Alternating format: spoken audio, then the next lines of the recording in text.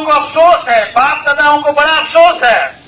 ये लोग मालिक हुआ करते थे, हम लोग सब लोग इनके मजदूर थे। अब बड़ी दर्द हो रहा है कि मालिकाना छीन गया हमारा। घबराइए नहीं, और छीनाएगा। बहुत अन्याय किया है हम लोगों ने। ये लोग मालिक थे, जितने अंग्रेज थे इनके सारे खानदान के लोग दलाली करते थे।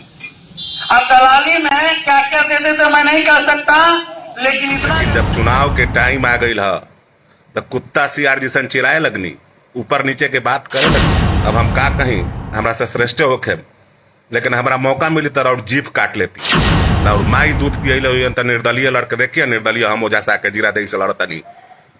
और वह पता चल जाई ये महाराजगंज सिवान के एगो दूगो कुत्ता सियार भइल बारन सन, जौन अपने के विधायक कहतारन सन। है तनाव पैदा कर एगो आदमी के मत हम दावा ठोक के सीना ठोक के। नमस्कार, प्रणाम, और मेरा नाम है भास्कर कुमार। आप देख रहे हैं बिहार न्यूज 24। आज बिहार के बारे में बात करने जा रहे हैं।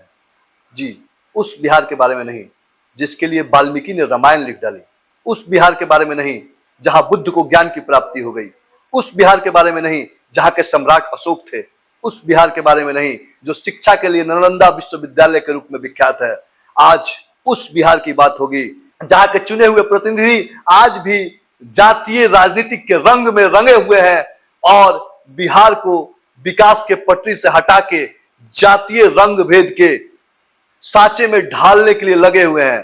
वजह सिर्फ अपनी राजनीतिक महत्वाकांक्षा है, क्योंकि जब तक जनता जात पात और इन सब में लगी रहेगी तब तक उनकी राजनीतिक लाभ जो है उन्हें मिलते रहेगा। याद कीजिए वो 90 का दौर जब बिहार में अपने नाम में कोई अपना टाइटल नहीं लगाता था, कोई खुलेआम अपने आप को नहीं बताता था कि हम फलाने वर्ग से हैं, हम फलाने सिंह हैं, हम फलाने राय हैं, हम फलाने कुमार हैं। इसकी वजह जानते हैं, क्योंकि उस वक्त बिहार जो है जातीय हिंसा और नरसंहार के दौर में जी रहा था। उस वक्त बिहार उस आग में जल रहा था।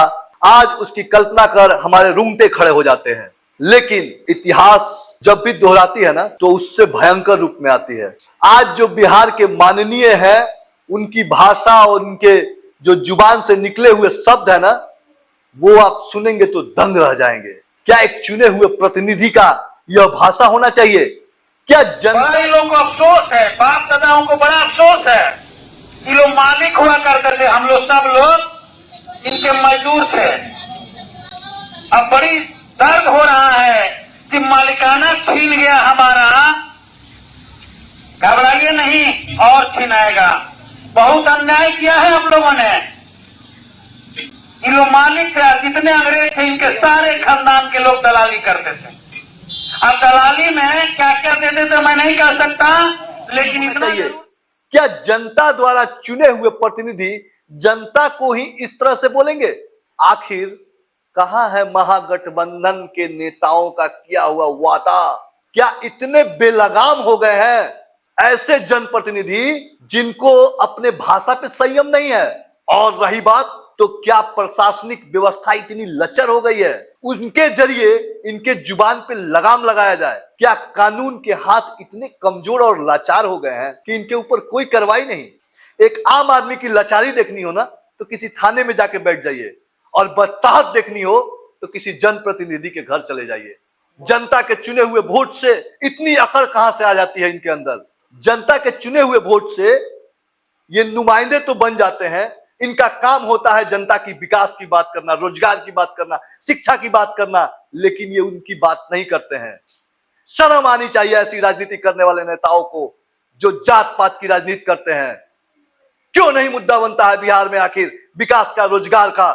कब तक ये हो? जितना में कुतवा बड़न सो ओकनी के राजनीतिक दुकान बंद बा। वो अपन राजनीतिक दुकान चलावे खातिर अमरजीत कुशवाहा का विरोध करतन सो। अमरजीत कुशवाहा बोलले का गलत बड़न?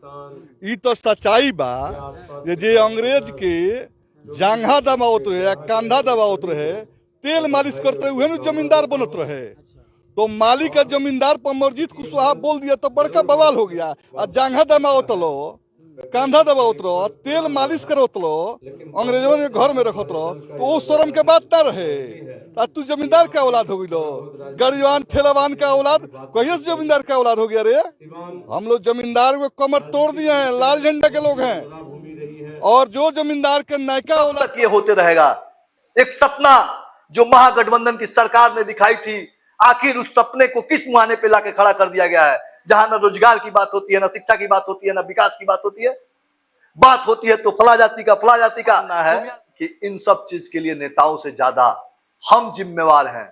एक जिम्मेदार नागरिक के नाते हम भी जब वोट देने जाते हैं ना, तो सबसे पहले हमारे जेहन में यह आता है कि हम अपने जाति को वोट दें। मैं आप सबसे भी ये रिक्वेस्ट करूंगा कि कभी भी वैसे लोगों को वोट ना करें जो जात पात के नाम पर राजनीति करते हो। आप वैसे लोगों को चुने जो विकास, रोजगार और शिक्षा की बात करता हो। हमें इंतजार रहेगा कि आप हमें अपना सुझाव दें कमेंट बॉक्स के जरिए। धन्यवाद।